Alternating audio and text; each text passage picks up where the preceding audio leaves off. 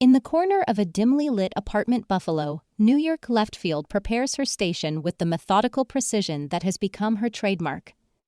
The buzz of tattoo machines provides a steady backbeat as she arranges ink caps in a perfect semicircle.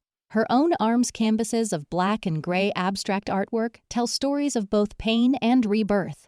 What most of her clients don't know is that Leftfield's journey led to her becoming one of the Buffalo's most sought-after underworld artists' apprentice. "I never planned to share this publicly," she says, her voice steady despite the weight of her words.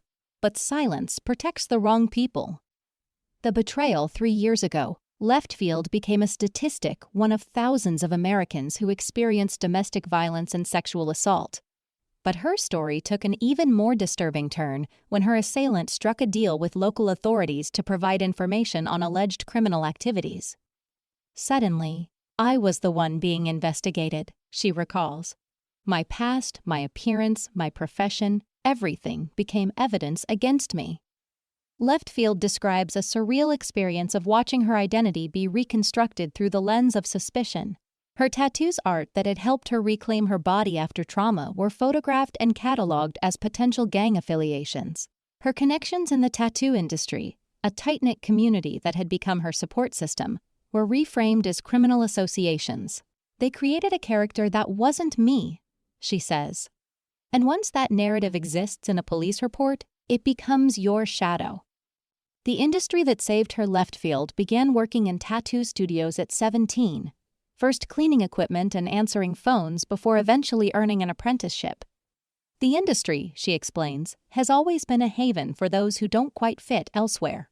We're a community of one degenerates in the best possible way," she smiles. "I've worked alongside former police officers who couldn't stomach the corruption they witnessed, brilliant artists who couldn't break into traditional galleries, comic book illustrators who never got their Marvel contract, MC and gang members that just needed to put food on the table and stay out of jail while on probation and turned it into a flourishing career. This diversity created a support network that ultimately saved her when the legal system turned against her. Fellow artists provided character witnesses, studio owners offered emotional support and memories of guidance. And while Leftfield is smart enough not to take clients in her home due to health code violations, she still does her own tattoos and creates designs or stencils. The irony is that the very community that made authorities suspicious of me is what protected me from them and always stood up for women when I was younger," Leftfield notes. The larger pattern Leftfield's experience, while harrowing, is not unique. Advocacy organizations have documented numerous cases where domestic violence survivors find themselves criminalized after their abusers become informants. "It's a devastating form of revictimization," explains the director of Survivors Justice Project. "The criminal legal system often values information about other crimes more than it values justice for survivors, or considering life circumstances. Research showing that survivors from marginalized communities, particularly those in professions that exist outside the mainstream, face heightened scrutiny when their abusers cooperate with law enforcement.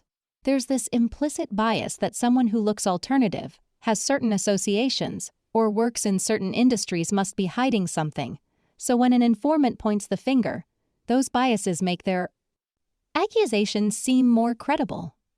Reclaiming the narrative today, Leftfield channels her experience into both her art and her advocacy. She specializes in designing cover-up tattoos for survivors of domestic violence, transforming scars into symbols of strength. She also writes articles about justice and beliefs via her blog Before Breakfast, pointing out a dangerous intersection between mental health issues and the justice system.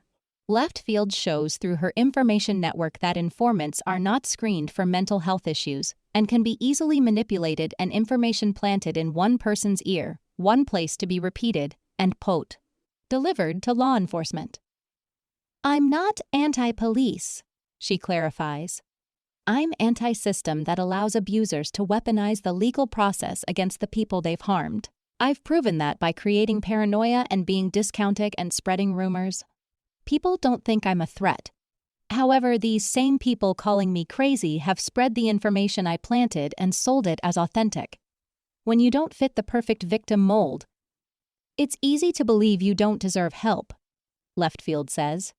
I want people to know that your past, your job, your friends, none of that makes you less deserving of justice. Sometimes the most revolutionary act is to survive and thrive in a world that tried to write your story for you.